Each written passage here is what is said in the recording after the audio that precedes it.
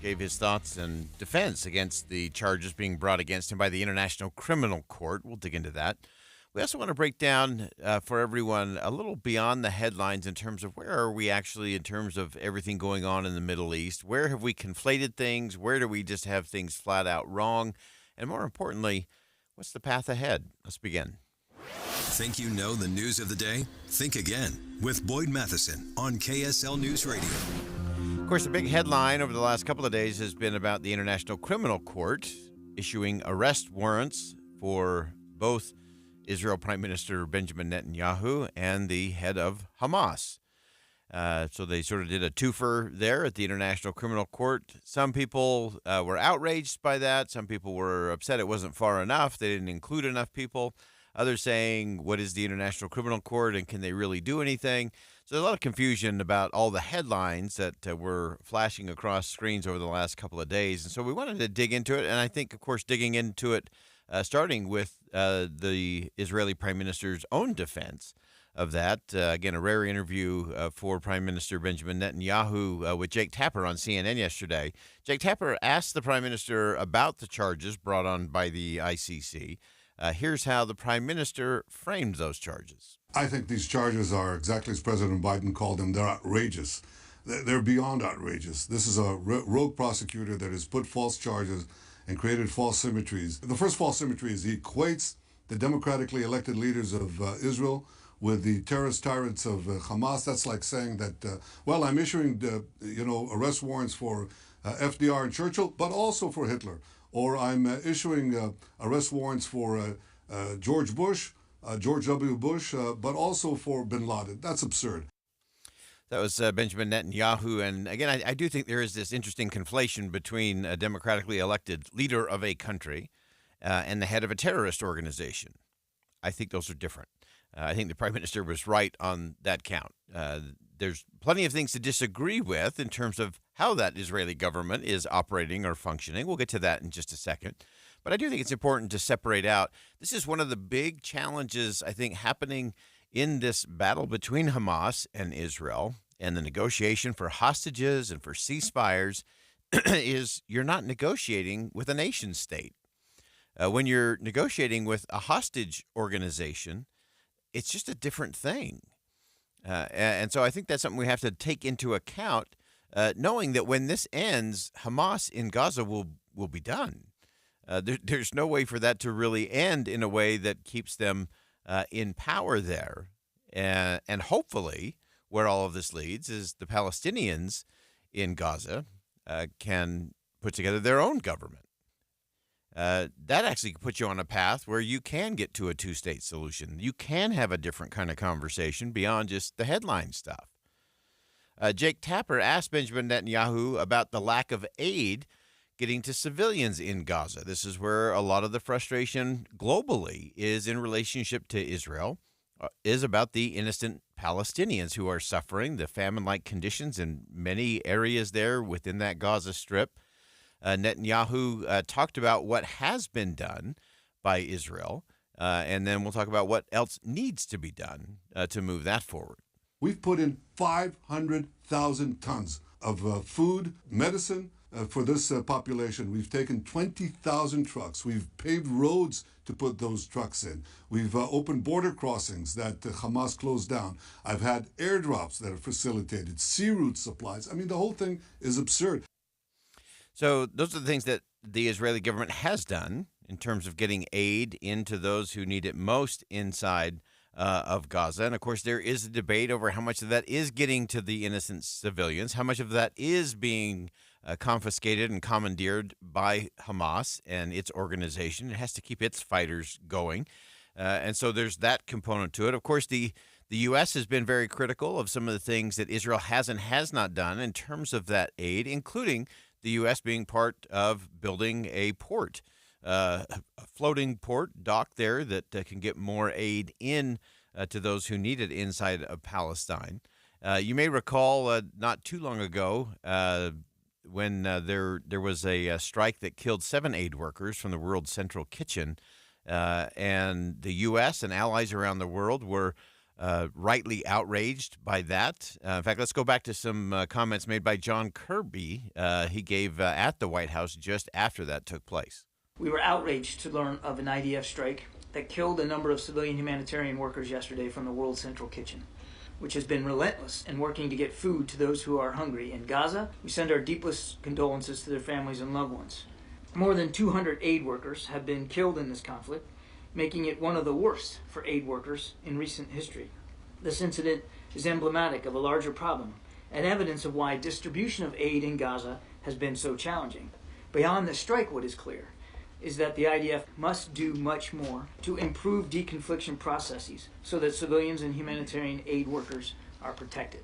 The U.S. will continue to press Israel to do more as well to ensure the safety of humanitarian workers, and will continue to do all we can to deliver this assistance to Palestinian civilians in Gaza. So again, important things to keep in mind that, again, it's not all or nothing in all this. There's so many nuances, there's so many complexities to this that when we just conflate it all into this is either genocide or this is anti-Semitism played out to the end, it's just that's not where we're going to get any forward movement out of any of this. And so you have to pick it apart. You have to tease out all the components to this to figure out what the path forward is. I want to play one last piece from the interview with Jake Tapper. He asked Prime Minister Netanyahu about the military action in Rafa. This has been a point of contention with the U.S. and with other allies. And also, of course, the return of hostages being held by Hamas. Under no circumstances, anywhere, anytime, is the holding of hostages acceptable. You don't get to negotiate with that. I don't understand how we're conflicted about what we should do about hostages. Hostages should be released. That's just it, period, full stop. Nobody should be held that way. Jake Tapper brought up the Israeli sentiment that the return of the hostages should be the highest of priorities, that military action in Rafa is part of getting rid of Hamas and getting all of that to an end. Here's how the Prime Minister responded. I don't say this is more important than that is more important. I say both of them are important. And in fact, the military action that we're taking against Hamas is, in fact, the way to get these hostages. Because without military pressure, basically without squeezing them, Hamas is not going to give up anything. That's the reason they gave up the first half of the hostages, and that's the reason they'll give up the second half. So I see them as complementary and not contradictory goals. And I intend to fulfill both of them. It's an interesting angle on all of that those are not conflicting but complementary goals. Hamas doesn't have any incentive to just let the hostages go. They have to hold on to them because that's their source of staying in power. Now, there's a whole other set of things that Benjamin Netanyahu is doing for him to maintain power. And we've talked a lot about the challenges inside of Israel in terms of some of the things the Netanyahu government has done, especially in trying to restructure or reposition the executive branch there versus the legislative branch and the Supreme Court in particular. And so those are things that we have to get to as well. But we can't do it by just going to the anger, hate, fear, frustration, and just buying into the bumper sticker slogans. This is diplomacy. This is a delicate dance. It requires a different kind of conversation, an elevated conversation about principle, and actually getting to the root of the issue and not just whacking at the branches. We'll be right back.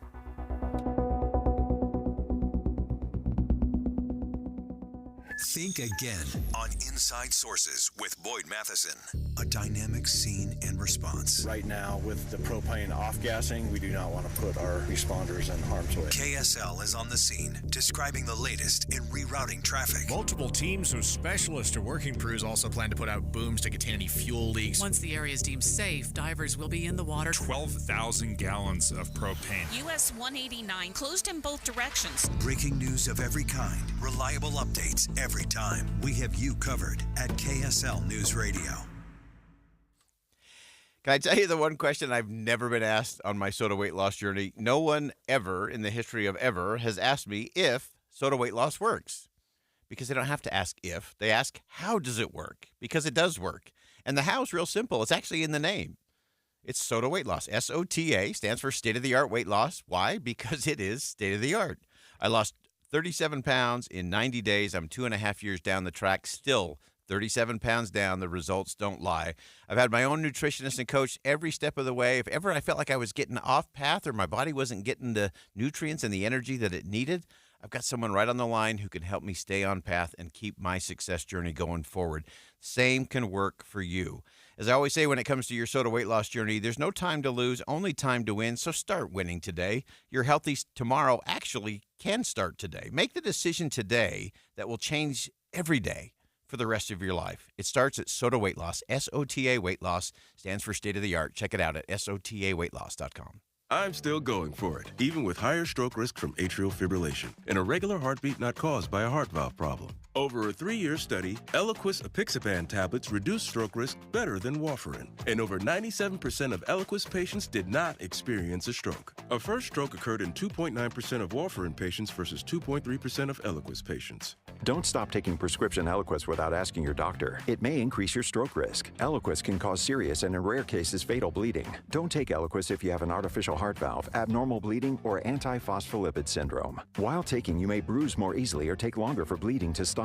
A spinal injection while on Eliquis increases risk of blood clots, which may cause paralysis, the inability to move. Get medical help right away for unexpected bleeding, unusual bruising, or tingling, numbness, or muscle weakness. Medications such as aspirin products, NSAIDs, SSRIs, SNRIs, and blood thinners may increase bleeding risk. Tell your doctor about all planned medical or dental procedures. Learn more at Eliquis.com or call 1-855-ELIQUIS. Tonight on Chicago Wednesday, it all comes down to an explosive 3-hour season finale event. First on Chicago Med, Archer and Goodwin must each make devastating decisions. Then on Fire, we say goodbye to a special hero who's been there since day one. And on PD, Voight's life is on the line and the unit races to try to save him. The Chicago Wednesday season finale event tonight on NBC. Then stay tuned for KSL 5 News at 10. A crack in the sidewalk is more than just an eyesore. I've actually almost tipped over before hitting that. It can be a safety concern. KSL investigators explore hundreds of complaints to find out who's responsible for sealing the cracks. How do you allow a hazard like that to exist and not be liable? And if there's a concrete plan to fix them. Join us for Cracks in the System tonight on KSL 5 News at 10. In real estate, it's all about the amenities. I should know. I'm an agent. At Hyundai, all of our models offer first-class features, like Android Auto, an available Bose premium audio system, heated front and rear seats, and wireless device charging. It's like an upscale home on wheels in here. It's your journey. Own every mile. Right now, lease the Hyundai Tucson for $229 a month, or get up to $2,000 retail bonus cash. See your Utah Hyundai dealer. Offers end 6/3/24. Call 480-500-7931 for details. The life of a small business owner. Keeping the lights on, calling all the shots. And then there's workplace accidents. 500-degree ovens, rusty nails. Danger lurks around every corner. Workplace accidents can happen, but there is an easy way to keep your employees covered. Talk to your agent about workers' comp coverage from Pi, or go to piinsurance.com and get a quote. Safety first, then Pi Insurance. Individual rates, offerings, and savings may vary, subject to policy terms and conditions. Not available in all states and situations. If you've got a honey-do list with electrical, plumbing, heating, or air conditioning projects on it, Any Hour Services can help. Call Any Hour Services, electrical, plumbing, heating, and air. anyhourservices.com. With the 3 things you need to know this hour, I'm Dan Bomas. First, UDOT will shut down highway construction projects during the holiday weekend. Second, the Salt Lake City Council looking at a 26% increase in the mayor's salary. And third, a national study shows SNAP benefits aren't enough to cover the cost of food for many families across the country. Right now, 63 degrees, mostly cloudy in Salt Lake City. Back to Dave and Dujanovic on KSL News Radio. Boyd Matheson divides rage from reason on Inside Sources. Well, in a regular election cycle, presidents often deploy what we refer to as the coattail effect to help election down-ballot candidates. So those local races tend to get a little drafting, a little uplift from who's at the top of the ticket. Influence in campaign can sway voters, and again, it's kind of a momentum thing that's always very interesting to watch. This time around, however, in 2024, things are looking a little different in terms of, are there any coattails, and do we actually need to reverse engineer a few things? A fantastic piece in the Washington Post talking about down-ballot Democrats who are trying to do just that, kind of do a reverse engineer to see if they can't help out the top of the ticket and President Biden. Paul Kane is a senior congressional correspondent, columnist for the Washington Post, joins us on the line. Paul, great piece, and welcome to the show. Well, thank you so much, sir. I really appreciate that introduction. All right. Well, let's dive on in, and just for our listeners, let's talk about the traditional model of where you do have those coattails during a presidential season, and why this year it's just turning out a little bit different. Sure. If you look back at the previous presidential elections, let's call this the before times, before 2016, and you had 2012. Barack Obama won re-election that year.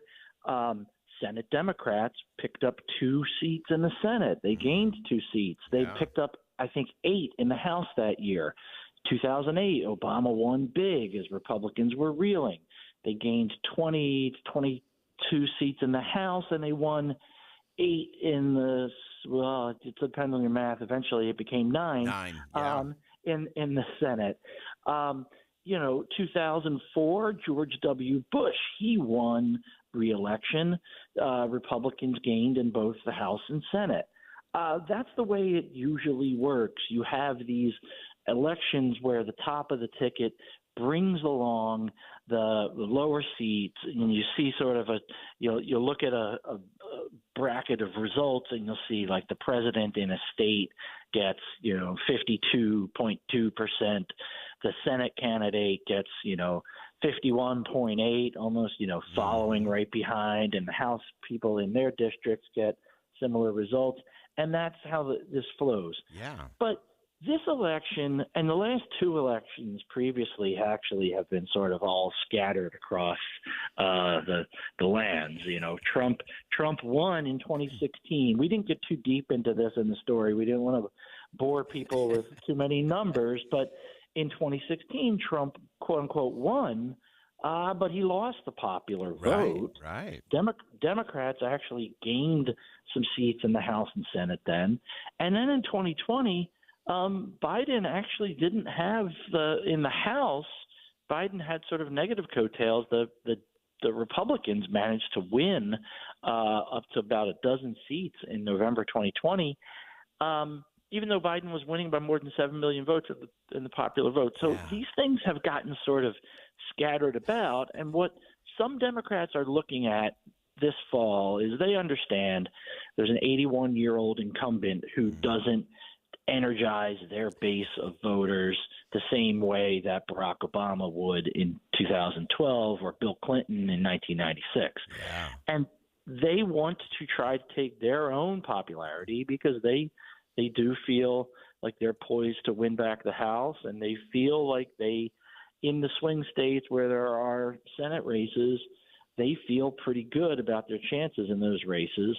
And their candidates are leading, and they want to try to sort of energize and maximize every vote possible. And if that person turns out to vote for Tammy Baldwin in Wisconsin, they're really excited about her, and they click and vote for Joe Biden also, who cares about the energy for Joe Biden? It's a vote for Joe Biden. Each vote counts as equal, no matter what your energy level is. Yeah, exactly. And I'm glad that you distinguished all of this as the before times. I think we're going to use that as a point of demarcation on the planet, that there were the before times. So I want you to unpack for us just a little bit some of these races. You mentioned Senator Baldwin's race there, and kind of this reverse engineering of a coattail of where maybe those down the ballot in a House or a Senate race could actually impact and create some of that energy that could be helpful to the Biden campaign. Sure. Tammy Baldwin in 2 polls that we cited, actually there's about 4 now, the 4 most recent polls.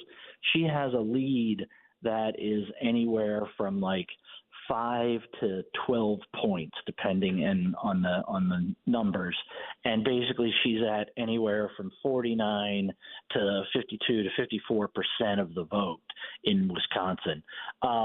Every presidential poll between Biden and Trump shows those two absolutely neck and neck. One today had Trump ahead by one. Another a couple days ago had Biden ahead by one. But Biden is about 5 points lower than where Baldwin is in her race. So that's the part where you get to this reverse coattails. Okay, so Tammy Baldwin has spent a lot of time representing the Madison, Wisconsin area when she was in the House and is still a pretty beloved figure there. Madison, that's home of the University of Wisconsin, a massive college town, a bastion of progressive liberals, and the type of young voter who is not particularly enthused about Joe Biden. Now, that she has been succeeded by Mark Pocan, who is also a very high-level member of the House Progressive Caucus, beloved by that same type of crowd.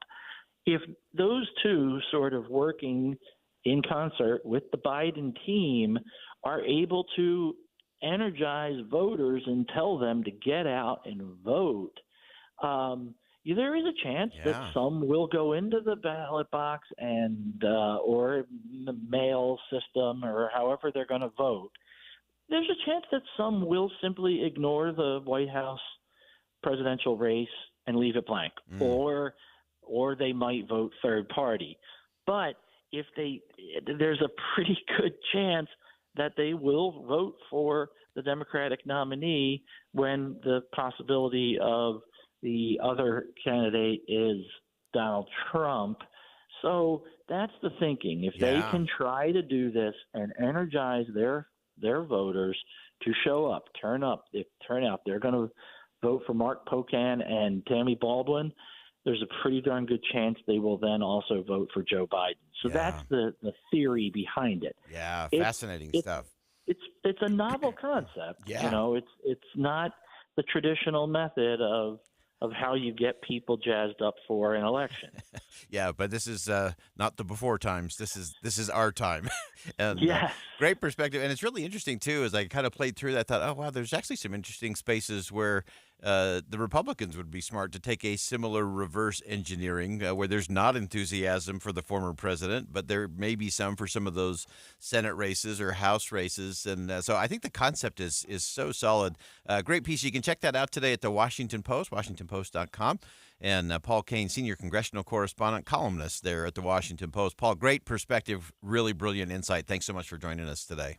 Thank you, sir. Anytime. All right. Again, that's Paul Kane, senior congressional correspondent for the Washington Post.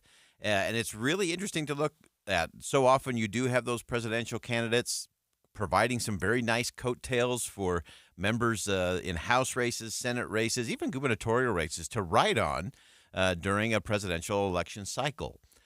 I don't think we see that on either the Democrat or the Republican side of the aisle this time around. I don't think that either President Biden or former President Trump have coattails to ride on this time around. And so can those down ballot candidates create upward lift and positive momentum for the top of the ticket? And particularly in places like Wisconsin and Pennsylvania, Ohio, Arizona, Nevada, North Carolina, some of those real crucial races, it's going to be interesting, not just top down, but bottom up might also tell the tale when we get to the first Tuesday of November. All right, we'll step aside for some bottom of the hour news. Don't go anywhere. We'll be right back. More Inside Sources coming up next on KSL News Radio. Stick around.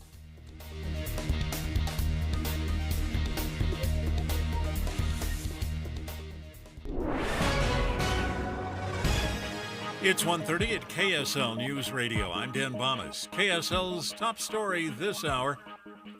Millions of kids play the game Roblox online every single day, but cybersecurity experts are warning that kids could be in danger from online predators inside the game. KSL News Radio's Amy Kobabe explains. It's the chat feature that poses a major risk, according to cybersecurity experts. They say kids are more trusting online. So experts suggest teaching your kids to be skeptical of strangers online, just like they would be of strangers in person. There are also ways to set age preferences on the actual app.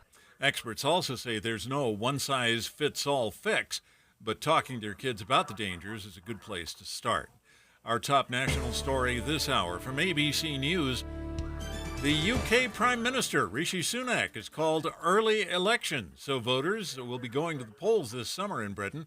The last time that happened was right after World War II, when Winston Churchill was Prime Minister, and he lost. Election day will be on the 4th of July. Your money at this moment, the Dow Jones average down now, 242 points on the day. The NASDAQ is down 69. And our KSL weather, we've had ups and downs in temperatures this week. That's next. KSL News Time 1:31. News doesn't just mean information or dates. It's the story of our local history being told in real time. Be a part of the story. This is Tim Hughes and Amanda Dixon. We hope to be a part of your story. We have you covered on KSL News Radio. You wouldn't know it, but most financial advisors are put in a box. I'm Jeff Jr. from Trajan Wealth, and I want to provide you a little insight about financial advisors. Most financial advisors have to sell what their company requires them to sell, and many advisors have to only adhere to what's called a suitability standard. A suitability standard is a limited standard of care, not requiring what's sold to be best, just suitable. Advisors with this loose standard often have limited investment and product selection. Trajan Wealth is held to a fiduciary standard, which is the highest standard of care in the advisory business. And that's just one of the many reasons we have billions of dollars under our care and attract clients from other advisors. Raise your standards today and call Trajan Wealth. Call 801-899-7600. That's 801-899-7600. Advisory services offered through Trajan Wealth, LLC, an SEC-registered investment advisor. Don't miss the Scandinavian Festival in Ephraim. May 24th and 25th in beautiful Sanpete County. Scandinavian roots surround you with a genuine Scandinavian festival. Fun, free, and unique activities for the whole family. Information at ScandinavianFestival.org. Featuring a Scandinavian Heritage Conference Friday morning. Pioneer Heritage reenactments and demonstrations. The festival grounds on the north side of Snow College campus will buzz with costumes, dancing, storytelling, entertainment, and the kids will have fun with our parade and places to play, delicious foods, and beautifully costumed dancers. Craft and vendor booths. Lots of food. Athletic competitions, car shows, and quilt shows. Free concerts and entertainment featuring Glenn Phillips from Toad the Wet Sprocket Band. Have you ever been to Sanpete County? Beautiful. A short drive from just about anywhere in Utah. More information. ScandinavianFestival.org. Don't miss the Scandinavian Festival in Ephraim. May 24th and 25th. I'm still going for it, even with higher stroke risk from atrial fibrillation, an irregular heartbeat not caused by a heart valve problem. Over a 3-year study, Eliquis apixaban tablets reduce stroke risk better than warfarin, and over 97% of Eliquis patients did not experience a stroke. A first stroke occurred in 2.9% of warfarin patients versus 2.3% of Eliquis patients. Don't stop taking prescription Eliquis without asking your doctor. It may increase your stroke risk. Eliquis can cause serious and in rare cases fatal bleeding. Don't take Eliquis if you have an artificial heart valve, abnormal bleeding, or antiphospholipid syndrome. While taking, you may bruise more easily or take longer for bleeding to stop. A spinal injection while on Eliquis increases risk of blood clots, which may cause paralysis, the inability to move. Get medical help right away for unexpected bleeding, unusual bruising, or tingling, numbness, or muscle weakness. Medications such as aspirin products, NSAIDs, SSRIs, SNRIs, and blood thinners may increase bleeding risk. Tell your doctor about all planned medical or dental procedures. Learn more at Eliquis.com or call 1-855-ELIQUIS. Hey, it is time to go for gold tier checking with Hercules Credit Union. Right now, you can get a new promotional rate of 4.25% on your balance in your checking account. That never happens. That's an amazing thing. 4.25% on the balance in your checking account, not a savings account. Along with that, in your gold tier checking, you'll also get free credit monitoring. You'll earn points every time you use your debit card. You can redeem those points for cash back, travel, gift cards, and more. Above all, with gold tier checking at Hercules Credit Union, there are no monthly fees. No monthly fees. This is all part of how Hercules Credit Union simply does business in the community. They're all about growing stronger together. They've been doing it since 1946, and they're ready to do it for you. It's all about the relationship. You can build that relationship at their offices at Taylorsville, Harriman, Riverton, or Salt Lake City. Or as always, you can just start online at HerculesCU.com. That's HerculesCU.com. Traffic and weather together brought to you by Dino Day. Celebrate on June 1st at all Sinclair locations.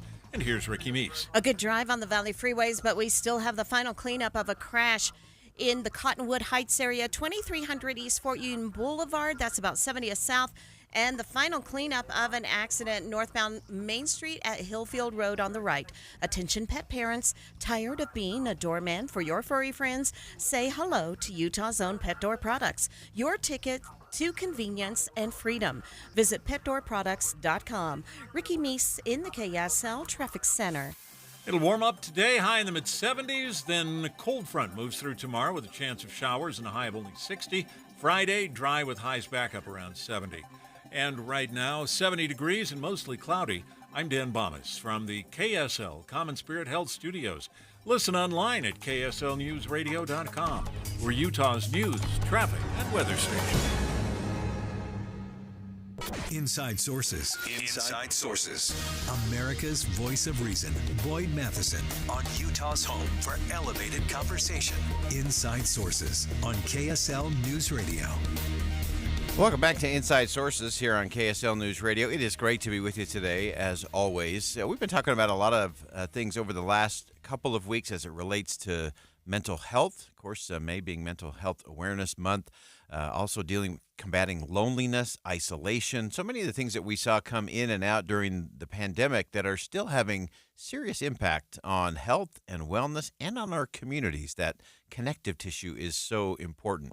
Really pleased to have joining us on the program Ali Volpe, senior reporter at Vox, covering mental health, relationships, wellness, amongst other things, and a great piece talking about that sense of belonging, that connectedness, and it often begins with a place or a space. And Ali, welcome to the show.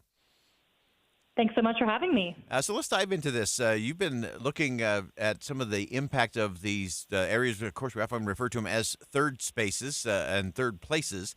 Give us a sense of how you've experienced that and seen that, and why we all should be maybe thinking about that a little bit different. Yeah. I mean, just to define what it is, the third place is a spot that is not your home, which is the first place, and work, which is referred to as the second place. So this can be, a place of worship, a library, a community center, a park, a social club, gyms, bars, anywhere where you are around other people and not in a place that is your home or your work. Prior to me having this job at Vox, I was a freelancer for a long time, and so I would always go to coffee shops to work, which is a very clear third place.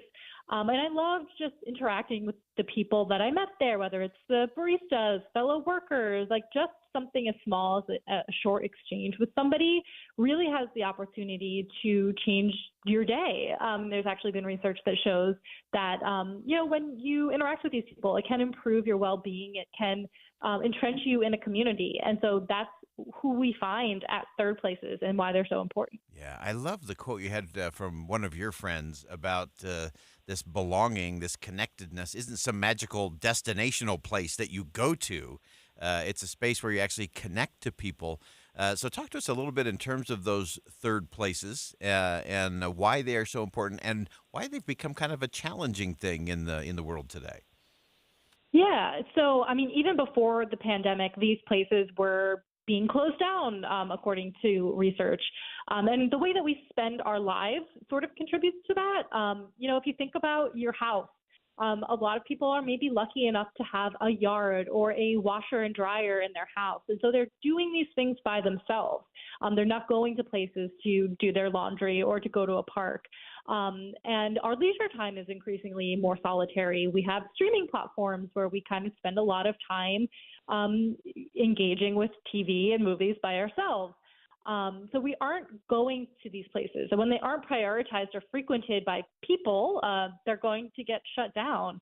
And some even zoning laws prohibit, mixed use zoning of like a coffee shop on the bottom floor of an apartment building, for instance. And so when we sort of design our lives to keep ourselves separate from other people, these places don't get prioritized.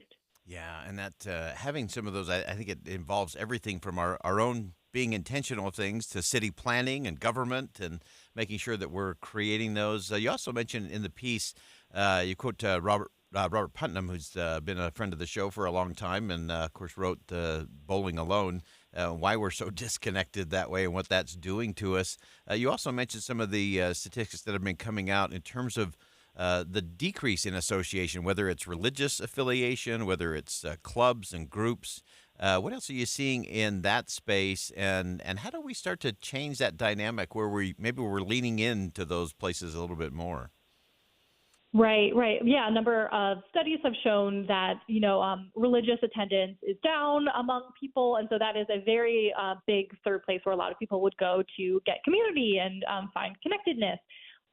People maybe aren't joining clubs as much, which is another way to get around other people. It's not to say that we don't value these places. A couple of sources in the story mentioned like people are maybe even like wistful for them or think about it something that they had in the past of like, oh, when I was a kid, my mom would take me to a club. And there's no reason we can't have that now. And to your point of intentionality, we do need to be intentional about it to understand that this is a part of our maybe quote unquote social diet that just as we spend time with close friends and people we love, maybe we need to put ourselves out there in these other spaces too to get some interaction with people we don't know as well. Yeah, and I think that that fabric you refer to that in your piece, that natural braid into the fabric with that third place, I think is so important. What else should we be thinking about? You also spent some time in your piece at Vox talking about the online space, which for some has sort of become the pseudo third space, but doesn't seem to be producing the same kind of results. Yeah, a number of researchers that I talked to point to like a lack of good data on this. I mean, surely people are looking at it, but there isn't a lot of good research that shows the benefits of these places. But I mean, during the pandemic, people did get a lot of value out of things like virtual concerts. A researcher I talked to speaking with older folks found that some of these virtual places are really helpful if they are maybe immunocompromised or they have some mobility issues. Online spaces are really great at connecting people who maybe can't get out of their house or can't get to a concert venue, for instance. So they do definitely have value. I just think there's not a lot of great data on, how strong these connections are or what sort of impact digital third places have on our well-being. Yeah, it's a great piece. You can check it out at Vox.com. Ali Volpe is the senior reporter there at Vox, covering mental health, relationships, wellness, and more. And Ali, thanks so much for joining us. Great conversation. We look forward to having you back. I think this is one of those crucial ones that we have to keep coming back to see what are we actually doing and how are we either reinvigorating that connective tissue or some of that muscle memory when it comes to those relationships in those spaces. Really great stuff. Thanks so much for joining us today. Thanks so much for having me. All right, and that's Ali Volpe, a senior reporter at Vox. And I think these third spaces, again, not your home, not your work, these third spaces that we can get into. And in many communities, they've been vanishing because we've lost parks. We've lost, as Ali mentioned, we've lost the coffee shop, underneath the apartment complex because of zoning laws or regulatory problems. So there's a lot of things that keep us out of those spaces, not to mention the fact that we're participating less in community events, clubs, groups, associations, religious organizations. And there are so many things where we have self-isolated. And this really leads me back to where I think some of our challenges are, where we often say we're so divided as a country. And I just don't believe that's the case. I think we are very separated as a country. And it's self-separation for the most part. We've separated ourselves into tribes and groups. We've also just isolated ourselves. We've separated ourselves from each other because we can do everything digitally. We can do it all remote. We can do it all from home. So we're not in the third space anymore. We're not even in the second space a lot of times. But we have to get back to that because that fabric of society is what's going to get us through the tough times and the difficult challenges that are still ahead of us as a nation. All right, we'll step aside for a quick break. Don't go anywhere. More Inside Sources coming up next right here on KSL News Radio. Stick around. We'll be right back.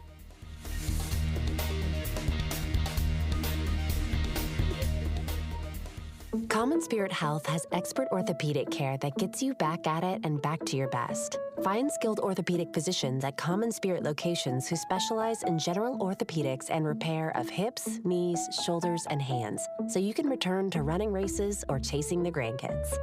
Common Spirit Health. Hospitals, clinics, and caregivers all connected to advance healthcare in Colorado, Kansas, and Utah. Orthopedic care with human kindness is here.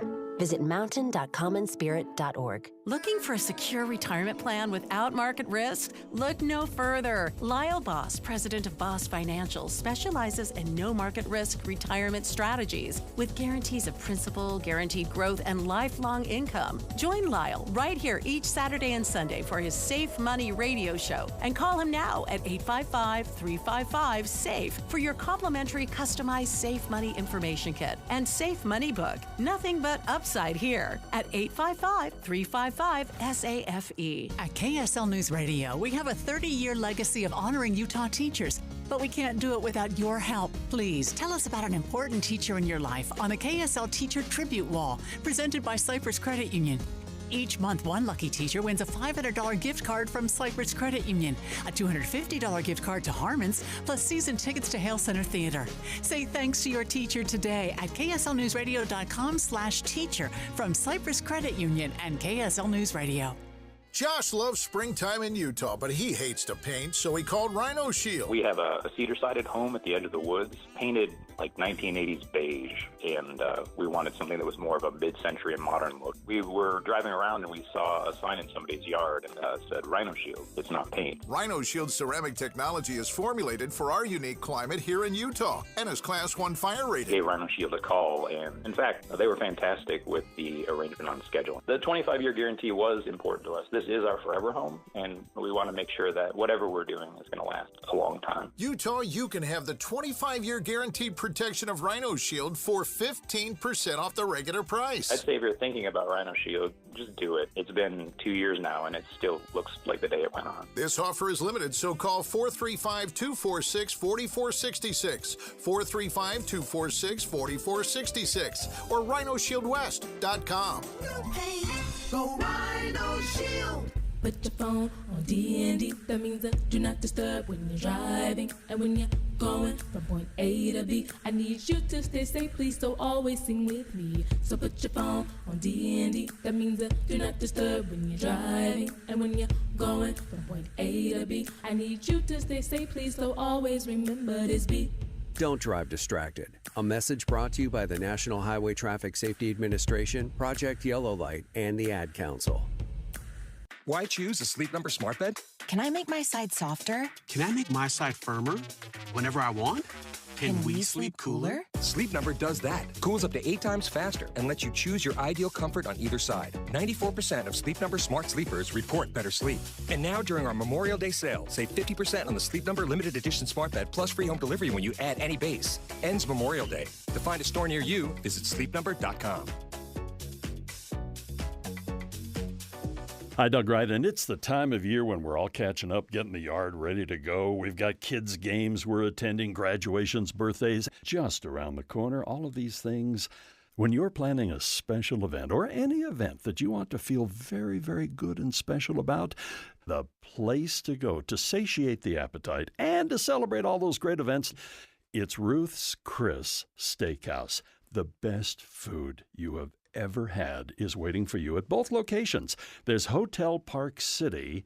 They have such a great ambiance, and the view out the window is incredible. You want to get up into the mountains? It's Ruth's Chris Steakhouse, Hotel Park City. But all of the great things that are happening in the heart of downtown Salt Lake City, 275 Southwest Temple, Ruth's Chris Steakhouse. They're going to a ball game, going to a movie, a concert.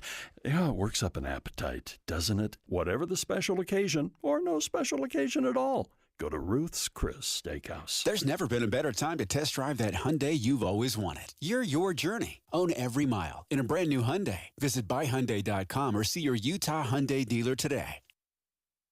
The Good Feet store, the life you love, starts here. With the 3 things you need to know this hour, I'm Dan Bomas. First, lots of kids play Roblox online, but cybersecurity experts say there are dangers.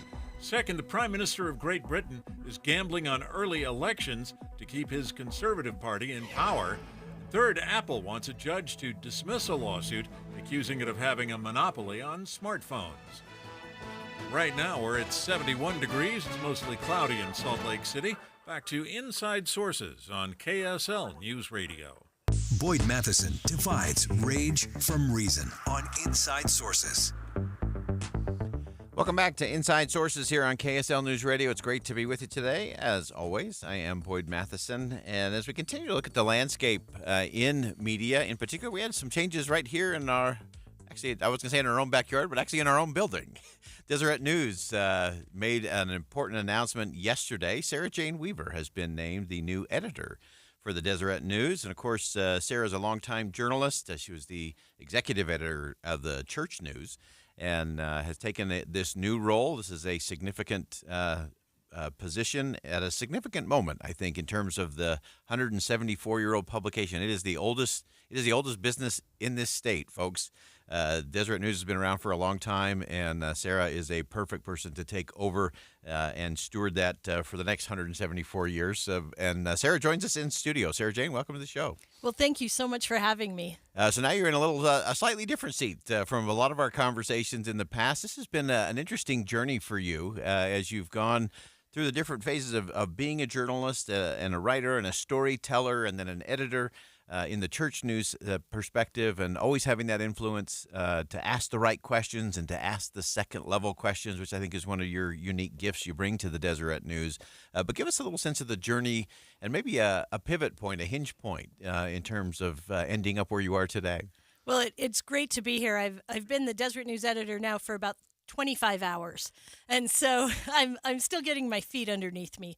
But I am very much looking forward to this new opportunity because I love journalism. I'm excited to work with Doug Wilkes, who is the executive editor of the Deseret News. And I have always loved journalism. I knew I wanted to be a journalist by the time I was in 7th or 8th grade and made that a very deliberate career path. But for so long, the profession felt sort of black and white. You go to an event, you cover it, you write what people say. And after I had graduated from Brigham Young University, I was working at the Arizona Republic and had the opportunity to write about a very tragic event where 2 young boys were shot in separate accidents and died on the same day in Arizona. And knowing that this had occurred, I found myself at the hospital and with incredible grace, and I think in an effort to try and provide some meaning to their son's death, these families invited me into some really tender, sacred moments for them. One family allowed me to be present as they donated their son's organs. Wow. The other family allowed me to be in the room as they turned off the life support for their son. And at that moment, all the things that I had been thinking about, we talk about guns and gun safety and politics and hospitals and healthcare, and all of those things sort of collided together. And right in the center of it, for me, were people. Yeah. Suddenly, it wasn't about any of those things. Journalism was about the people who are impacted by so many things in their lives. And I remember I was a different reporter. It was so hot that summer. The temperatures, in fact, were so hot that it melted the glue in the dashboard of my car. And as a new reporter, I was writing heat stories almost every day. And after I had that very tender and sacred experience with those 2 families, I remember even thinking about heat stories different, because suddenly it wasn't so much about, well, we live in a desert, do we have enough water, are our air conditioning's going to overrun the power grid, which were all relevant and needed and important as temperatures soared to like 122 degrees. But what I was thinking about is how are 2 families going to bury their children in these really high temperatures. Yeah, fascinating stuff. And I think that's such an important component that it's so easy to do the broad brush in terms of criticism of media and what's happening there. But when you get it back to we're telling stories about people for people, to put those things in proper perspective. We had a fascinating conversation on the show yesterday with Jesse Wegman, who's on the editorial board of the New York Times. And he actually had something in his bio that just struck me. This was in his bio. He talked about making mistakes and how awful that is for him because it impacts people. And how when he makes a mistake and has to make a correction, he actually prints it and puts it on his computer screen as a reminder. And he said he talked about how anyone can spout an opinion about anything, but to do so while hewing strictly to the facts is an honorable discipline. And he was grateful that he got to practice that. So that was in his bio. I thought that was just such a fascinating thing. As you take this perch as the editor of the Deseret News, again, a long, rich history. What is it that you hope to bring in terms of that trust and that perspective for those who are going to read online or in print, and not just here in Salt Lake and not just in Utah or the Mountain West? It really is a crossroads to the world. Well, I graduated from Brigham Young University 30 years ago. So I've been doing this for 30 years.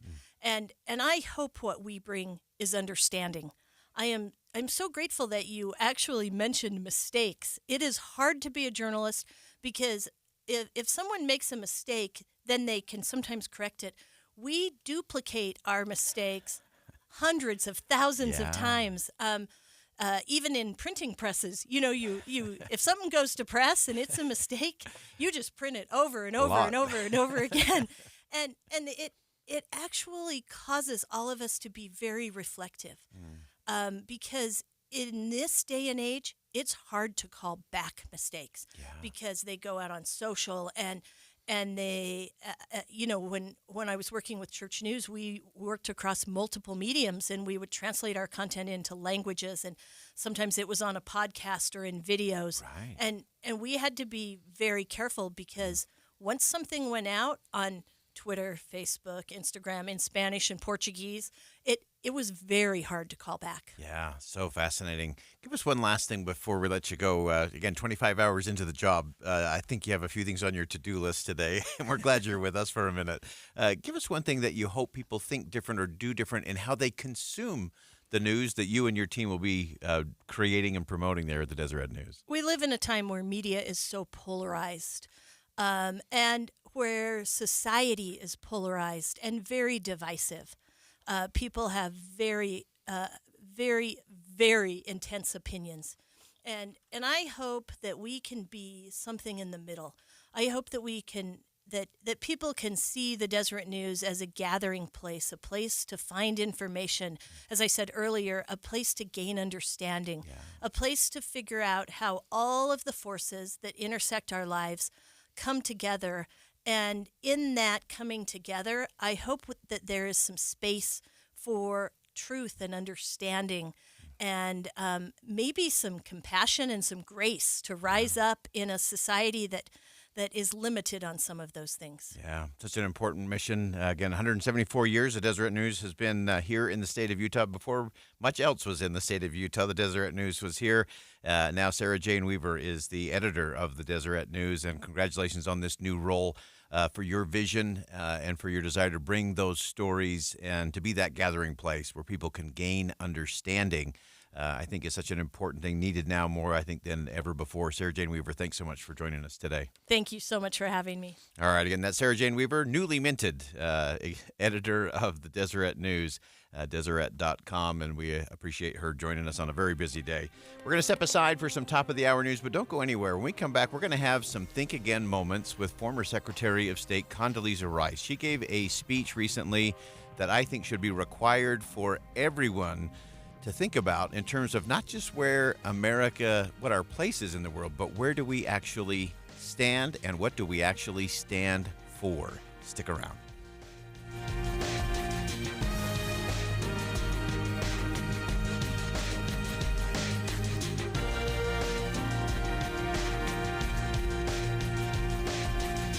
KSL FM Midvale. KSL Salt Lake City. From the KSL Common Spirit Health Studios, this is KSL News Radio.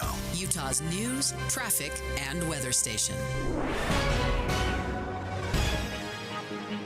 It's 2 o'clock at KSL News Radio. I'm Dan Bomas. KSL's top story this hour. The social workers who help Salt Lake City Police deal with mental health needs say they're busier than ever. We've gotten an uptick in mental health related calls or just crises in general. Our team also growing. We've been able to respond to a lot more of those.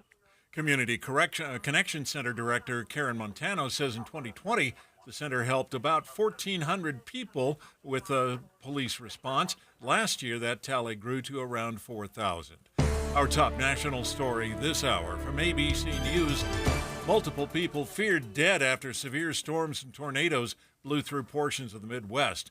Greenfield, Iowa, among the hardest hits. Megan McPherson with WOI-TV in Des Moines has more from one neighborhood that was badly affected. I just spoke to one of these family members. They tell me that they were home sheltering in their basement when this happened. They could just hear basically the sound of wind, rain. It all happened so quickly, but it was just a terrifying, terrifying sound for them. Greenfield is a community southwest of Des Moines. Your money at this moment, the Dow Jones average down 201 points on the day so far. The NASDAQ is down, but only by about 30. And our KSL weather looks like things are going to cool off again tomorrow. That's next. KSL News Time 2:01. You know what's great about KSL's traffic coverage? Trained traffic reporters and real listeners. Trading information and making the commute safer and faster for everyone. Every 10 minutes on the 9s, we have you covered on KSL News Radio. Troy, of all the holiday camping weekends on the calendar, which one is perfect? And why is the only answer Memorial Day? Hard to argue. Memorial Day kicks off camping season. In grilling season. School's almost out. Weather's better. And we've had all winter to think about RV camping. Exactly. We're all itching to get hitching. That's why Bish's RV is ready to take the perfect camping holiday weekend and turn it into the perfect camping season. Oh yeah. We're giving you huge Memorial deals across the nation. Shop a huge selection of new and used RVs with low pricing that already includes dealer's fees. Start shopping now at Bish's.com. Find payments starting under $149 per month on approved credit. Clearance pricing on all remaining new 2023s in stock. 90 days of all play, no pay OAC. Plus, get a free 1-year Bish Fix membership with every RV purchase. Your fast track to RV service repairs. We're even open on Memorial Day from 9 to 5. The sale is happening now, only at Bish's RV in Salt Lake and American Fork, where memories begin. OAC, based on 20% down, 8.9% APR for 180 months. Stock number 79226 and 80972. Subject to prior sale. See dealer for details.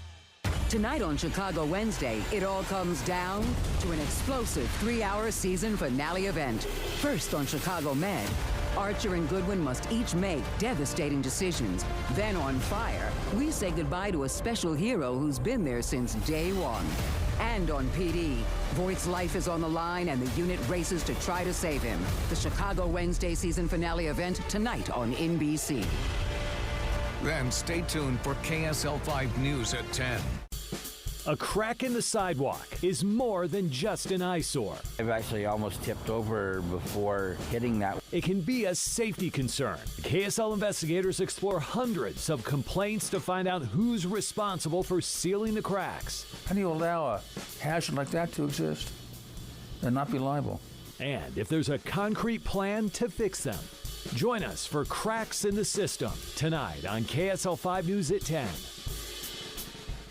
Hi, Doug Wright here with one more little experiment you can do at home. In a pan of water, all you have to do is stir in limestone, calcium, magnesium particles, and then heat that whole mess up on the stove. And you know what, on second thought, not such a good idea, because limestone, calcium, and magnesium particles heated in water will clump and stick to your pan like concrete, which incidentally is exactly what's going on inside your water heater. Think about it, limestone, calcium, magnesium, that's what makes hard water hard. And trust me on this, if you live in northern Utah, your home has hard water. So call Connecticut of Utah. I'll give you the number in a moment. They'll test your water's hardness for free, and they'll show you the patented design features that make Connecticut water softeners work better than any other. Connecticut of Utah, an authorized Connecticut dealer. To learn more, call Connecticut. It's 801-576-8600 or log on to softwaterutah.com and call now while it's on your mind.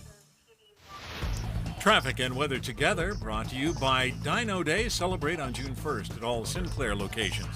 Here's Ricky Meese. Valley Freeway traffic in good shape, no accidents or delays, but Salt Lake City PD on the scene of an auto pedestrian accident on Euclid Avenue. That's about 150 South at 9th West. S&S Roofing is your trusted source for quality and affordability. They've been the top roofing company in Utah for over 40 years. Schedule an estimate now. Get a free quote at snsroofinginc.com. Ricky Meese in the KSL Traffic Center. It'll warm up today, high to the mid-70s or so, but a cold front then moves through tomorrow, a chance of showers, high of only 60. Friday will be dry with highs back up to around 70. 70 degrees and mostly cloudy right now. I'm Dan Bomas from the KSL Common Spirit Health Studios. Listen online at kslnewsradio.com. We're Utah's news, traffic, and weather station. Inside Sources. Inside Sources. America's voice of reason. Boyd Matheson on Utah's home for elevated conversation. Inside Sources on KSL News Radio. Well, in the midst of all the challenges that we face here in the United States, from health care to homelessness to guns to the southern border to international conflicts in Ukraine and Taiwan and the Middle East, many always ask the question, what is the role of the United States of America today? Where does America stand? I think the greater question is, what does America stand for? Former Secretary of State Condoleezza Rice got at the question and really the ultimate think again moment, and that is that great powers don't mind their own business. They actually shape the future. Let's begin. Think you know the news of the day? Think again with Boyd Matheson on KSL News Radio. As I mentioned, as we continue to deal with everything from geopolitics, economics, technology, there's a host of questions that many are asking about America. Where do we stand? What do we stand for? I think is the better question. And that is the question that former Secretary of State Condoleezza Rice, who's the current director of the Hoover Institution at Stanford University, she gave an address there not long ago. By that title, America's Standing. What do we stand for? An important question. I want to go through some of the things that I listened to several times over the last 24 hours as I dug into this speech by Condoleezza Rice, because there's a lot to think about, and it doesn't really matter where you are in the political spectrum. These are great questions for every American and every leader in our country to be thinking about. So she began by talking about the debate on whether or not America should be involved in the problems of the world, given that we have dominance, we have power, we have so many advantages. Do we need to be everywhere? Take a listen. Why are we having this argument about whether the United States has the will to protect the extraordinary system that it created? Well, there is no doubt that there is a question of will. And I want to suggest that it has less to do with what we have done abroad than what we have failed to do at home. What we have failed to do at home, I think that is the big question. President Biden often refers to the fact that there's nothing the American people can't do once we put our mind to it. And so it really isn't a skill power question. It is a willpower question. I think it's a leadership question. Condoleezza Rice continued to talk about America's seeming lack of confidence, that we're kind of wobbly on the world stage at the moment. And that leads to all kinds of questions about our standing in the world. It took an incredibly confident country to say we will share our GDP with the rest of the world so that everybody might be more prosperous. And that confidence is gone. And in its place, the populists have put the four horsemen of the apocalypse: populism, nativism, isolationism, and protectionism. And that, it seems to me, is the reason that we even have this question of where will America stand in the world. If the United States can get through this moment, we have technological dominance, we have economic dominance. It's the only economy left standing. We have the most remarkable set of allies that any great power has ever enjoyed. And if we don't get into loyalty tests, you're for us or against us, that number of allies will continue to grow and friends will become a part of it. Having those allies, having those friends around the world, I think it was so fascinating that the former secretary talked about what happened after World War II, that we were the last one standing. We were the big superpower that was left at the end. And we didn't just retreat inward. We didn't say, hey, we're the biggest, we're the strongest in military might, in economic might. No, it wasn't a zero-sum game. We're going to share this with everybody, and we're going to hope that everybody rises as a result, because that's what we do, because that's who we are, because that's what we stand for, and that's who we stand with. Condoleezza Rice continued by talking about a national mission, not to withdraw from the world, but to reach out. She presents these three principles to those who believe that we can just pull away, that we can just go inward. She talked about that grievance mentality and just going to the tribalism and the grievance, the populism, the isolationism. She said first is we have to get to this idea of being entangled in world's affair, and what happens when we try not to. It rarely comes without pretty severe consequences. If you really do believe that we can withdraw, let me give you 3 dates. 1914, when we tried to avoid a war, and by 1917 we were drawn in with greater costs than if we had tried to help early. In 1941, when there was a war that began in 1938, 1939, we were drawn in 1941 at greater costs. And 2001, when we thought that security problems were out there, and then learned that they were actually in Washington, at the Pentagon in Virginia, at the Twin Towers in New York, and in a field in Pennsylvania. Every time we have tried to avoid entanglement, we have had to be entangled later at greater cost. So this is not about being the world's police. This is not about solving all the world's problems, but it's avoiding that tendency to just pull within. Again, going back to what Condoleezza Rice said in terms of populism, nativism, isolationism, protectionism, that is not America at its finest, nor does it make a safer space here at home and for the rest of the world. It's about how we engage and having a strategy about that. And that begins with leadership and inviting the American people to be part of something. There needs to be this sense of mission that, yes, we're going to make things better here at home, and we'll be there for the tap on the shoulder moment to help those that are fighting for freedom, those who are standing against brutality, those who are standing up for human rights, speaking out for those who have no voice. Those are all deeply American things. And I love the way Condoleezza Rice framed it in the context of, hey, we're not just going to watch.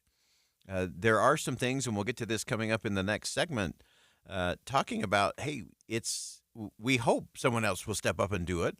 But if nobody else is going to step up and do it, we're going to do it, because that's who we are. And again, this isn't about endless wars. This isn't about colonialism or expansionism or any other ism. This is just about standing up for this system of government that we started. And there comes a responsibility with that. This great experiment in our constitutional republic is worth standing up for, and it's worth exporting, by the way. Not that we're making everyone like us, but we're providing the principles, the policies, the disciplines, the structures of government that allow freedom to flourish, that allow entrepreneurs to take control of their own futures, because I still firmly believe that it's entrepreneurs that drive freedom around the world. And if they have and function in a place that supports and sustains an entrepreneur, and someone has that kind of freedom and that kind of upward mobility, you're going to get more of it. Well, we're going to stay with the conversation. We're going to go back to some additional comments from former Secretary of State Condoleezza Rice as she spoke down at Stanford recently, and come back to this question of great powers, and I think great leaders, that great leaders don't just mind their own business, they shape the future. So what does that mean for you? What does that mean for me? What does that mean for us? We'll talk about that coming up next. We'll be right back. Think again on Inside Sources with Boyd Matheson.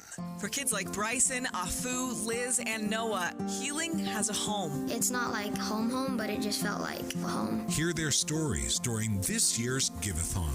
I'm beyond grateful for Primary Children's. I didn't feel scared or anything because I knew that they'd take care of me. It's one of a kind. Join us and be inspired. I'm very happy. They saved my kid, and that's something I can never repay. The Give-a-thon for Primary Children's Hospital. This Thursday on KSL News Radio.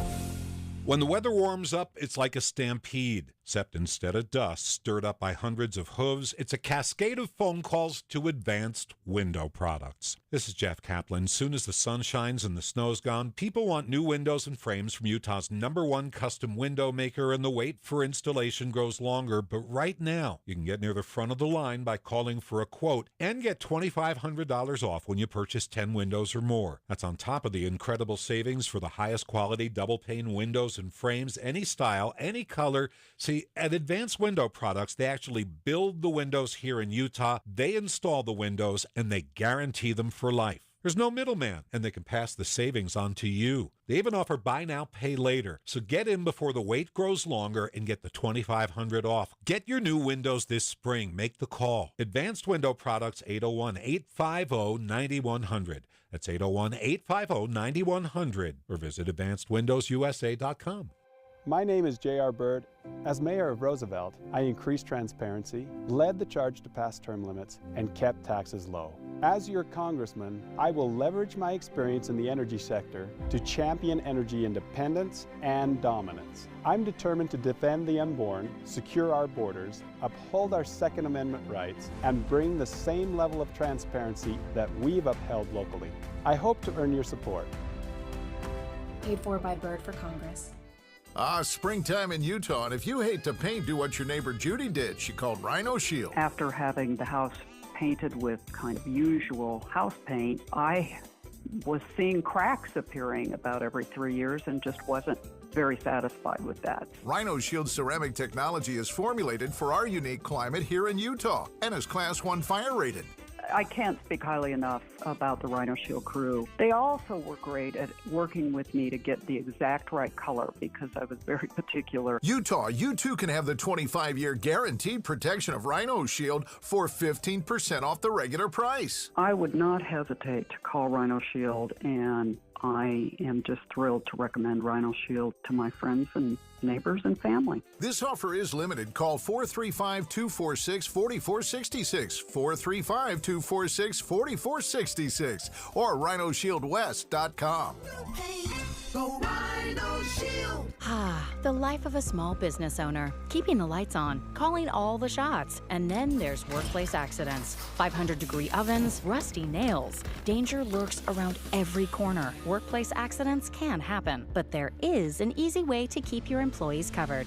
Talk to your agent about workers' comp coverage from Pi, or go to piinsurance.com and get a quote. Safety first, then Pi Insurance. Individual rates, offerings, and savings may vary, subject to policy terms and conditions. Not available in all states and situations. Are you stressing about your IRS tax problems? Have you received notices from the IRS threatening to garnish your wages, levy your bank accounts, or seize your property? You need an ally. Allies Tax Relief has tax attorneys and enrolled agents that are ready to fight for you. They have saved millions for taxpayers just like you. Allies Tax Relief can help put a stop to IRS collections and, most importantly, negotiate your tax debt. Here's Brenda, a happy client of Allies Tax Relief.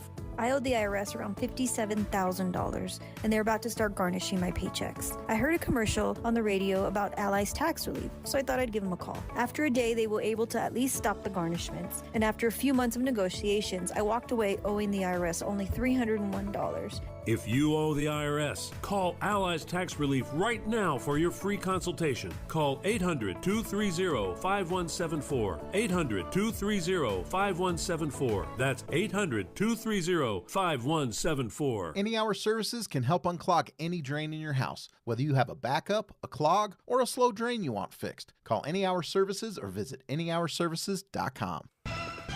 With the three things you need to know this hour, I'm Dan Bomas. First, the social workers who assist Salt Lake City Police say they're getting way more calls than they used to. Second, tornadoes hit the southwestern part of Iowa hard. And third, kids who play Roblox online could be facing dangers, especially if they use the chat feature. 70 degrees, mostly cloudy in Salt Lake City. And back to Inside Sources on KSL News Radio. Get deeper insights on the news from Inside Sources. If you're just joining us, we're staying with the conversation and the question about America. Not just what is our standing in the world, where do we stand? The more important question is what America stands for. And do we really know? And do we really believe? And are we really willing to act on what we stand for? In a brilliant speech, former Secretary of State Condoleezza Rice down at Stanford University talked about these questions that we have to ask ourselves moving into a very uncertain future, both in terms of economics around the world, in terms of the geopolitical, all the hot spots from the Middle East to Ukraine to Taiwan and beyond. There are a lot of questions that America faces right now, and I think taking this time to just step back and rethink about what we think we know about what America stands for is a good conversation. Just before the break, we were listening to a portion of the speech from Condoleezza Rice, and she talked about some of these important principles that we have to really think about as America, as a country, as a society, and hopefully that our leaders will be thinking about as well. If you really do believe that what is happening in the world today, in Ukraine, is not your business, then think about what will happen if Vladimir Putin decides to go further. And then you have to live up to your word that an attack upon one is an attack upon all. And oh, by the way, do you really want to continue to see shipping wrecked by Iranian proxies? Do you really think that that won't eventually have economic consequences for America? So she continued down a list of things that we have to be thinking about. She shifted her remarks and her address to the leaders of the country, to the leaders of America, and their accountability to the American people, not just for what happens within our own borders. We got a lot to fix. We got a lot to work on, to be sure. But those things that happen abroad will also be part of crucial conversations right here at home. I want to say to leaders, the American people carry two ideas in their heads that are contradictory, and they carry them simultaneously. On the one hand, we're tired of this. Haven't we done enough? Didn't we unify Germany? Didn't we defeat the Soviet Union? Didn't we defeat Al-Qaeda? Can't somebody else do it this time? The other side of the American brain is, I can't watch a big country extinguish its smaller neighbor. I can't watch people beheaded on TV. I can't watch Syrian children choking on gas. I guess if nobody else will do it, we will have to do it. And I say to those leaders, I would not want to be the American president who has to explain to the American people when Xi Jinping and Vladimir Putin are on their victory tour, having defeated Ukraine and therefore the greatest alliance of all time, NATO. I wouldn't want to have to explain that I could have stopped that. Not with American forces, which are not asked for, but with money and equipment so that the Ukrainians can fight their war against oppression and keep our involvement in war from ever happening. It's an important perspective there for leaders when we don't act, when we turn away. And it's important for all of us to recognize that I think we do have those thoughts. We are a weary nation, to be sure. And I think she hit it right on the head that the American people are holding these two thoughts in their minds. One, hey, we've done a lot of the hard stuff. we rebuilt, helped rebuild Japan. We helped after the war in Europe to set up and prop up some of those fledgling democracies. We've done a lot of the hard work and heavy lifting. Can't somebody else do it? And then this other idea of we can't watch. We can't watch that kind of suffering or that kind of oppression or that kind of thug or dictator or bad guy carry out such brutality against innocent citizens and people. And that's a tough one. That is always the tough one. And while we are careful of entanglements in terms of endless war and proactively going out to make these things happen, there is this counterbalancing point of if not us, then who? And if we don't and no one else does either, then what? I think her description of a victory tour by Vladimir Putin and Xi Jinping is a little blood-chilling to think of what that would look like and what that would mean. Not to mention what is happening with the proxy groups that are carrying out things in the name of Iran. So there's so many things that we have to look to. There's so many things that we have to get to. But one of the things that Secretary Rice came back to as she closed out her speech there at Stanford University was what our influence is, what our impact is. Not about being number one, not about thumping our chests that we're better than anybody else, but this power of influence that also comes with a responsibility. And so I think there is an argument to the American people about where America should stand. But it's not an argument about an America that's in and out, an America that is not confident, an America that is not predictable. It is about an America that once again decides that great powers don't mind their own business. They shape the future. And that should be the answer to where America stands. So where does America stand? I think she's exactly right, that we should be part of shaping the future. Not controlling it, not dictating it, but shaping those crucial conversations, exerting that influence where we can so that freedom has a chance and that free people have an opportunity as well. In the after portion of her speech, she took some questions from students down there at Stanford, and I thought she had some interesting perspective for them. She challenged the students that we have to have a greater sense of history. She said you cannot understand what's going on with Russia and Ukraine unless you know something about Russian history. So we do have to understand where people are coming from. We do have to understand what is going on. And whether that's between Russia and Ukraine or whether that's Israel and the Palestinians, Hamas is a separate issue as a terrorist organization. But talking about the Middle East, you have to understand some history and some context for all of that. Because when we learn that kind of history, one, then we're not doomed to repeat bad things. But more importantly, we have the nuances that give us the better perspective to make better decisions that will impact democracies today. She also called on the students there at Harvard to engage in productive debate, not yelling matches, not talking point, shouting matches, not pejorative lace, the name-calling, cat-calling back and forth, what we've been reporting has been happening in our nation's capital of late, but to have great debate, to engage in that kind of productive debate. And she actually reminded the students, and I love this, she said, there is no constitutional right to not be offended. There is none. I double-checked it. There's no constitutional right not to be offended. Secretary Rice said, put forward your arguments and have them rebutted. That's a good thing. That's a good day on a college campus. And imagine if we had that on all college campuses, that you could have great debate, that no one was going in either offended or, even worse, which we see a lot, preemptively offended, because I know those evil, awful, horrible people on the other side are going to say something or do something that's going to offend me. So I will be preemptively offended and start saying how awful they are because I know what they're going to do later. It doesn't work that way. That's not how it's supposed to work. That is not what America stands for. And so we have to change that dynamics. It is a time for great debate. It's a time for greater conversations. Passionate, not dispassionate, not passive-aggressive. Great debate. It's a time for great debate. Because if we do that, then we can demonstrate not only what great powers, but great leaders do.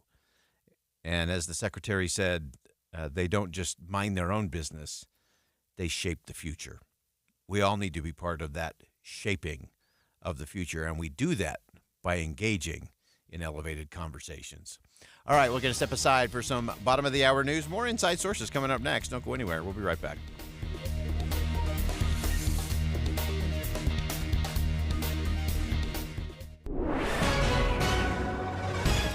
It's 2:30 at KSL News Radio. I'm Dan Bomas. KSL's top local story this hour.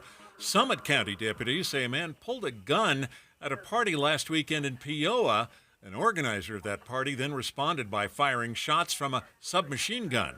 Two groups exchanged gunfire and 2 people were hurt. They say more than 50 shots were fired. 4 people are now facing criminal charges. They've also recovered a 9mm Draco submachine gun. While Utah's not in a widespread drought right now, water watchers are still urging people to be smart about their water use. The Utah Department of Natural Resources Director Joel Ferry recently said he actually expects us to enter a drought again in the near future. If we're going to continue to grow as a state, water is the number one resource that's going to limit our future potential. And so the actions we take today are going to pay huge dividends in the future. In a briefing yesterday attended by the Deseret News, scientists said they're predicting above average temperatures through August, and they're normally the driest months in our state. Your money at this moment, the Dow Jones average up 201 points now at the close of trading, while the NASDAQ was down 201 points. NASDAQ down 31 points, the S&P 500 down 14. And our KSL weather, looks like things are going to cool off after a warmer day today. That's next. KSL News Time 2:30. For over 22 years, speaking on business on KSL News Radio has been a beloved tradition, celebrating our heroic business leaders and Utah consumers who have helped build one of the strongest state economies in the nation. Now, under the stewardship of the Salt Lake Chamber and hosted by Chamber President and CEO Derek Miller, the program continues to shine a spotlight on those who make Utah's business environment dynamic and thriving. With his expertise and passion, Derek brings the stories of our business community to life. As part of the Salt Lake Chamber, Speaking on Business is proud to continue its legacy of highlighting inspiring stories, trends, and special guests. Support Utah businesses now and be part of Utah's thriving economy. More information can be found at slchamber.com. That's slchamber.com.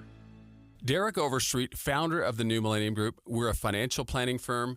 Listen, we're fiduciaries. We have advisors standing by right now to take your call. That's 888-999-6370.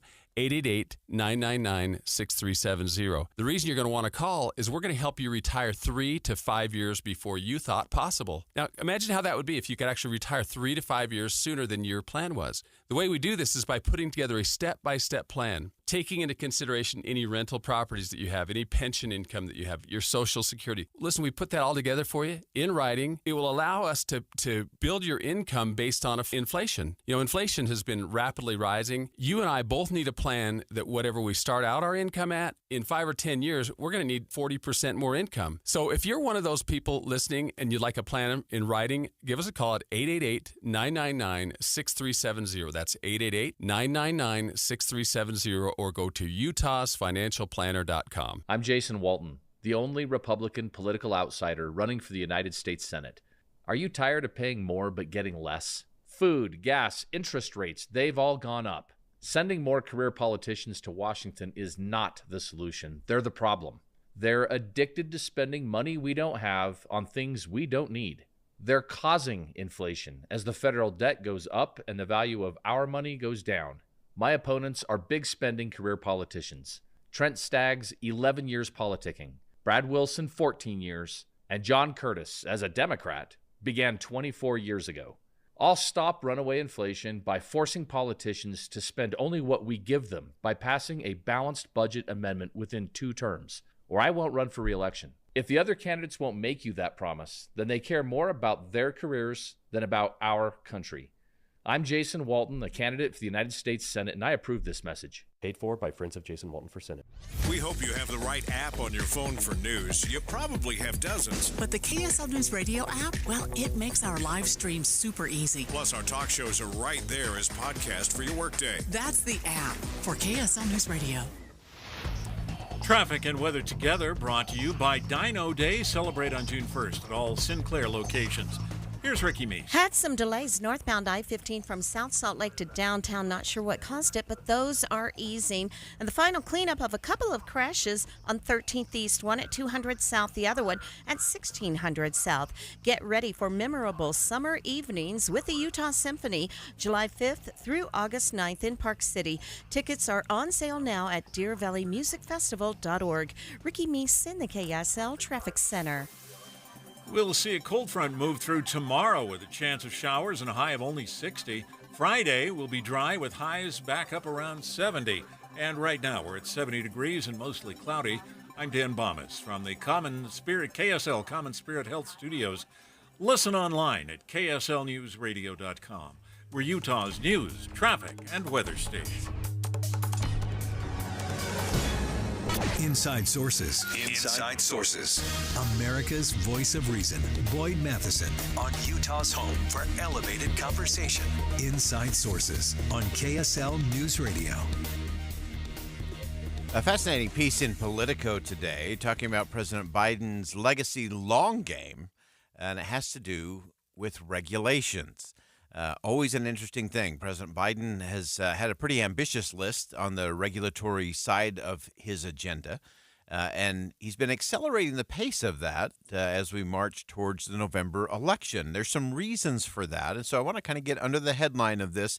It's an interesting power that presidents have in terms of some of these regulatory things, and both Democrats and Republicans have used this. And both Democrats and Republicans have used the loopholes in this to roll these things back, which is why the president, I think, is kind of hitting the accelerator button on a few regulatory opportunities. Marcia Brown joins us from Politico, author of the piece Biden's Legacy Long Game. And Marcia, welcome to the show. Thank you so much for having me. This is a great piece. This is, believe it or not, we talk about regulation a lot on this show. We have a very sophisticated audience who gets the impact this has and the interesting way that both Democrats and we're equal opportunity offenders. So both Democrats and Republicans have used this for a long time. Give us the tee up to your piece in terms of what President Biden and his administration is doing and how that might impact the president's legacy, win or lose, come November. Well, yeah, this is a wonky area, but there's a law called the Congressional Review Act, and the top line version of that is it makes it easier for an incoming president to undo regulations that an outgoing administration, wants to seal for their legacy. And the way they can do that is for regulations that are finished in the last roughly 6 months of the previous administration. They don't have to go through the typical rulemaking or regulatory process, which can take years. And so, Biden, as he wraps up his first term, he's trying to make sure that President Trump cannot undo a lot of his signature, regulations. And so that deadline is about the end of this month.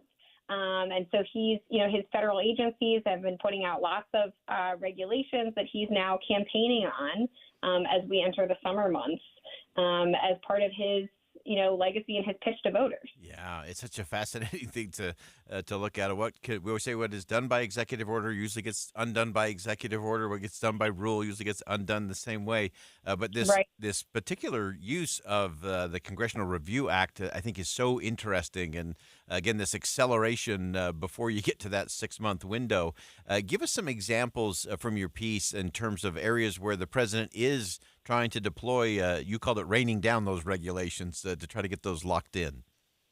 Yeah. So, and I should just say, before the Trump administration, the Congressional Review Act, let's just call it the CRA, had actually only been used once. And then President Trump, was very effective at wielding that law to undo a lot of kind of signature regulations of the Obama administration. Right.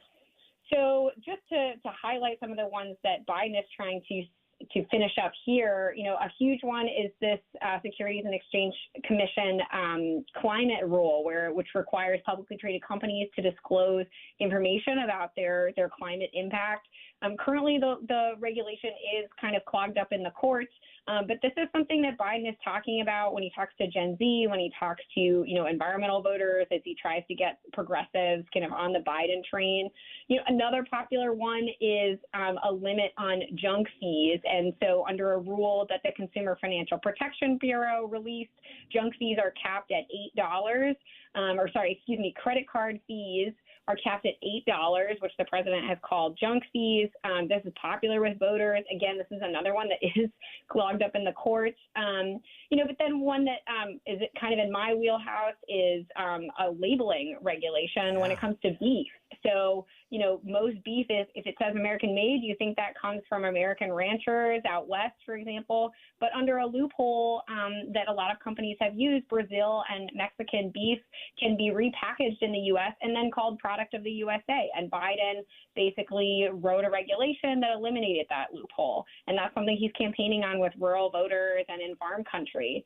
So those are a few of the kind of some of the highlights, but there's quite a few that he's rushing out the door in these last couple months. Yeah, it's so fascinating, and I want to go back to this truly American-made beef, because it's a great example of a rule and then a loophole within a rule. That often what we think we're getting, or what we think are a law or a regulation, whether it's done by Congress or whether it's done by an agency independently, that often doesn't deliver what we think it is. And so just kind of unpack that a little bit in the repackaging of beef from other countries. That's a great question. So the rule, the administration had actually tried to do this before, and it was struck down by the World Trade Organization, which argued that it was an unfair barrier to trade.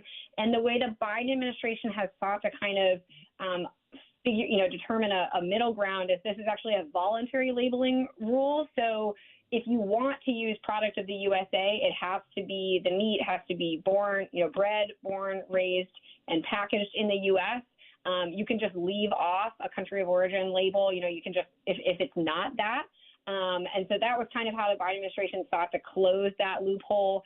Already actually Mexico's government is challenging this and argues that this is creates problems for them. So it'll be interesting to see how it shakes out. But, already we're seeing the Secretary of Agriculture, Tom Vilsack, bragging about this. And certainly, I would expect to see the president even talking about it too. Yeah, no question. I'm sure he's going to be definitely raising this one on the campaign trail as well. And it sort of becomes part of this, I call it the Rose Garden on the Rose tour that presidents like to do in election years, where they're doing some official business and talking about things like this. They can say they're hitting something specific, and then they kind of weave in all of the campaign things around that. It's always interesting to watch. I want to hit one more from your piece that I think was so important, and that was some of these things that the president and the agencies are trying to do in terms of some of these things relating to the Labor Department, overtime rules. Give us a sense of some of those things. So, the president has called himself the most pro-labor president in history. And he, the Department of Labor historically has not been a very powerful agency. And he has really sought to kind of shift the power back to workers. He showed up on the picket lines. But again, he also doesn't have doesn't have a wide margin in Congress. So he's instead sought this administrative route, going through the Labor Department to expand overtime pay guarantees. And he's also, requiring stricter, financial obligations for the folks that are managing retirement accounts. For a lot of workers, that's really, really important. They're thinking about how am I going to be able to afford to retire, and who's, making sure that my money is responsibly managed.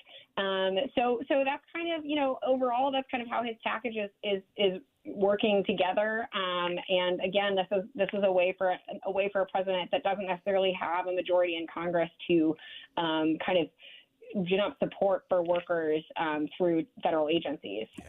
Yeah, great stuff. Marcia Brown helping us make wonky cool again, which is what we do on this show. It's always about making wonky cool on this show. Marcia Brown's the food and agriculture reporter at Politico. She covers federal agencies, business of food, and much more. Great piece. Check it out at Politico. It's called Biden's Legacy Long Game, Rain Regulations Now. Great stuff, Marcia. Thanks so much for joining us today. Thanks for having me on the show. All right, that's Marcia Brown again from Politico. It's a great piece, and it's one of those things that we've talked about on this show in terms of what happens by rule or by regulation. And presidents of both political parties have done this over the years. They try to bolt these things in. If they can't get something through Congress, they can't get the law passed, they'll try to do it by rule. They try to go around and do it. And so it's very interesting. And there is this Congressional Review Act, which means if you get these things done 60 legislative days after they're passed, then the game is changed. And so President Biden is really looking at things he can get done between now and the first part of June and July to see if he can't bolt some of these things in just in case he doesn't come up on top on the first Tuesday of November. So we'll continue to watch all of that. And as I always say, what gets done by executive order gets undone by executive order. What gets done by rule and regulation in the agencies gets undone in the next administration of a different political party. And sadly, this is part of the reason why we focus on Congress doing their job. Because if Congress does their job, then we don't have to worry about this. Because all of this, the net impact of this, is that it creates uncertainty. Uncertainty for businesses, uncertainty for workers, uncertainty for you. And that's not good for the country. We'll be right back.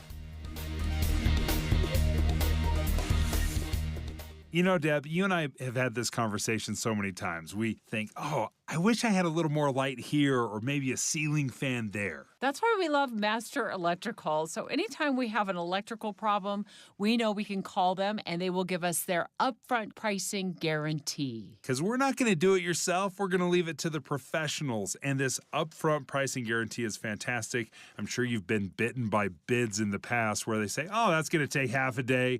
And then 2 weeks later, the bid and the invoice have nothing to do with each other. Not only will you get their upfront pricing guarantee, but you will never see an upcharge. Their pricing system simply won't allow it. Master Electrical proudly serves from Logan to Santaquin. They do everything that has to do with electrical, and they're always open, including for emergency services. The phone number to call is 801-543-2222. 801-543-2222, or check them out online at masterelectrical.com. Paid for by government.com. Did you hear? A recent stash of $20 gold Liberty coins from the 1800s has been found. These gorgeous gold coins are as bright and shiny as the day they were struck in the late 1800s, and less than 50 of these gold coins are available. Coin experts are calling this gold find an incredible opportunity. Call 1-800-386-8018 and you are guaranteed a $20 gold Liberty coin minted by the U.S. Mint in the 1800s. But with extremely limited availability, you must call now.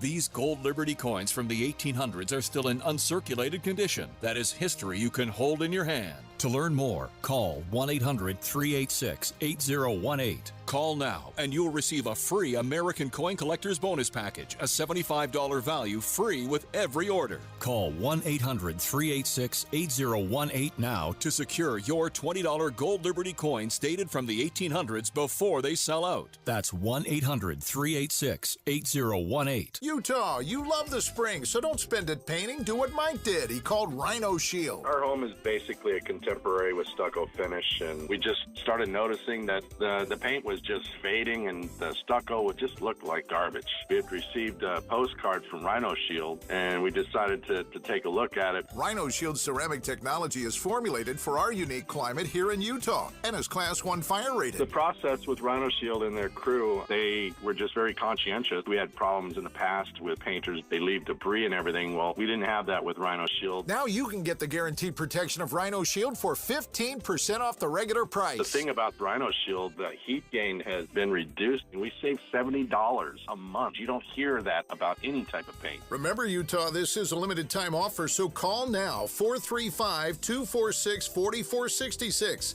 or rhinoshieldwest.com. That's rhinoshieldwest.com.